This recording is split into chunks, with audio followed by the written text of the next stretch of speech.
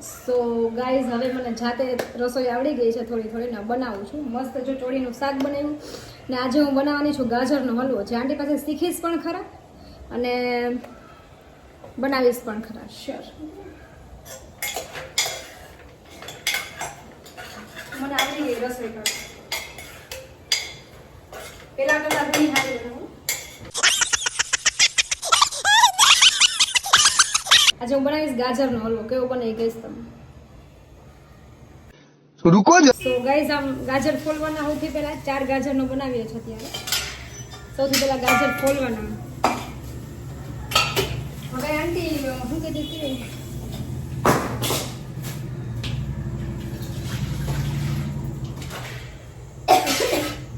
રોટલા કરવાના ભાખરી ખાવાની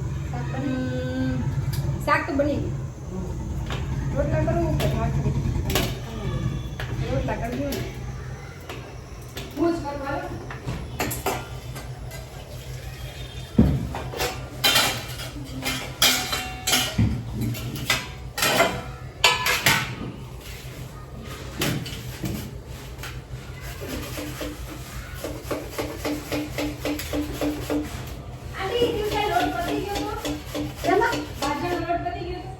ના એટલે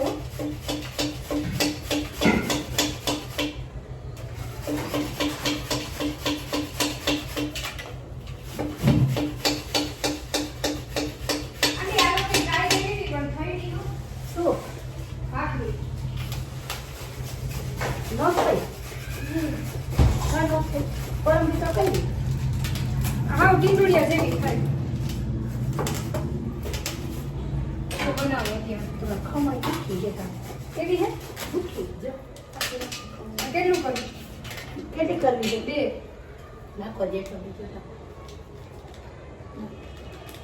બસ તેડી થઈ ગઈ પણ મેં ઓલું નાખ્યું હતું ને સાથે શું કહેવાય ભાખરીનો લોટ લખી નાખી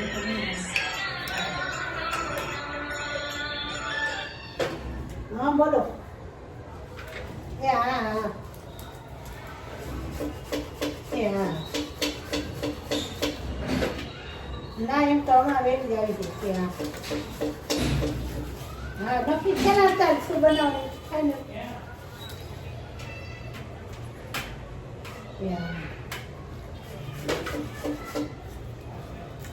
એ લોકોને કહો તમે તો બધું વાળી વધારે નાખવાનું કોઈ એટલું બધું નહીં હવે લોટ નાખો થોડો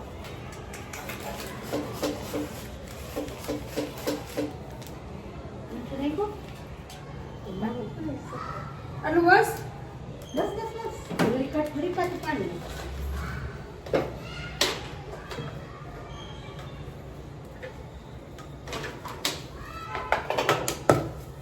ગાઈસ ભાખરી બનતી નથી આપણા પાવડી નીચે ગેસના ચૂલા ઓલું બાટલા ઉપર દેખાય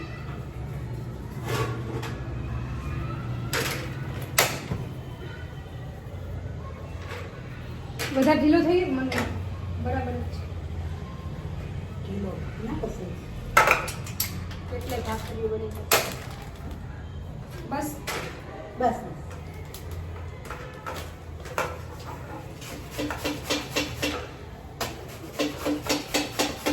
ગાજરનો હલવો બનાવવો ગાઈસ અત્યારે ભાખરી બનાવું ભેગો ગાજરનો હલવો ખમણી દઈને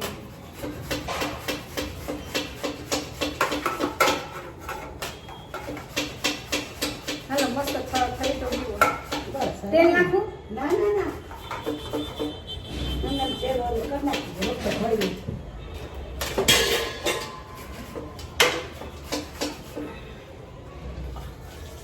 નાના કરું મોટા મોટા બેસ કરવાની બે ગોળ હલકા કરી નાખો ટેબલ ઉપર આ મોટું તેમાં થોડું નાખી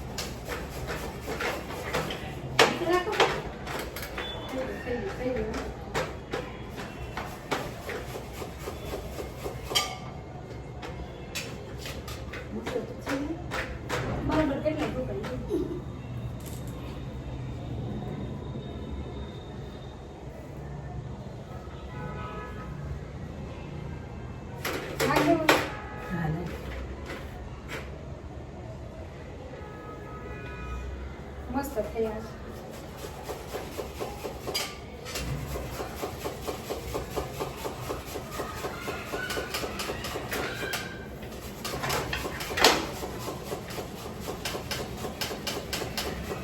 ખમણ ધારવાળી નાખી.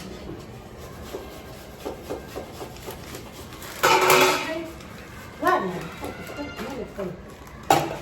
ઈ વધારે દે. શું જોઈએ? ઈ વધારે દેવી પડે. હમણાંથી ઘી વધારે જોઈએ. ખમણીને એમ ઘી નતું લાગે વળી.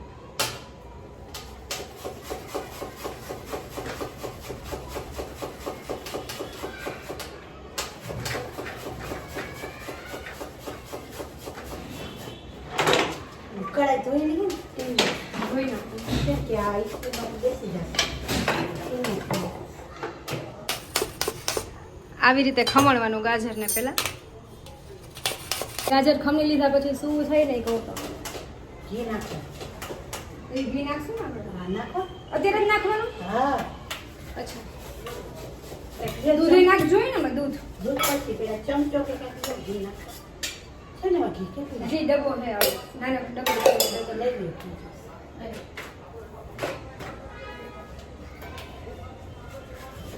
થઈ જાય કે નથી એવું? ના રે બાપા એમાં એટલું બધું જોડે નહીં. ગઈઝ આ ઘી આમાં નાખવા માટે. હા આટલું બસ આજે થોડુંક નાખી દઉં. એટલું બધું નહીં, થોડુંક થોડુંક. નાખી દઉં. ઘી જાય ઘી નાખવું આવશે મીઠા. નાખી દેવાય. દૂધ લઈ લેવાનું પણ આટલું નાખવા નથી, ખાલી લીધું હે. વળી ક્યાંક નાખી દઈએ તો ક્યાં જવું? હાલો ઘી થઈ ગયું. નાખી દઉં અગત્ય નાખ. બધું. હા નાખી. એ દૂધ જ નાખ. તો દૂધ ઘી નાખ. બીજો પણ વૈધો નહીં, આવી રીતે નાખી દેવાનું. ને પછી એકદમ હલાવવાનું ઘીમાં, નો કે તેલમાં. તેલમાં મને ખબર નથી થતો હોય. બસ. ગરમ નાખવું પડશે. ના એ હવે ખાંડ નાખી.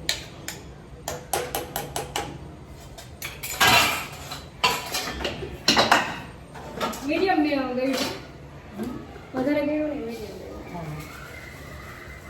એટલી ખાઈ નાખી. એટલી 3 4 2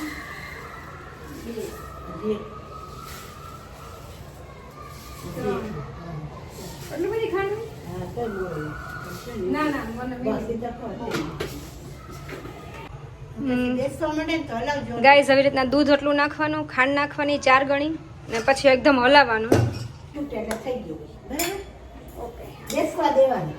તે નીચે બેસે ને ગમ તેલ ફૂટે ને એટલે ત્યાં સુધી હલાવ્યા જ રાખવાનું ને. ના ના ના ઘરે ઘરે નહીં હલાવવાનું. તો ચડતા બહુ વળવાનું. ઉભરાવા નહીં દેવાનું. થોડી થોડી વાર નીચે ઘી નાખવાનું. બેસતો નથી ને પછી સૂકો મેવો નાખો એ નાખી દેવાનો. બદામ કાજુ ગાઈસ આમ બદામ સુધારીને આમ નાખવાની.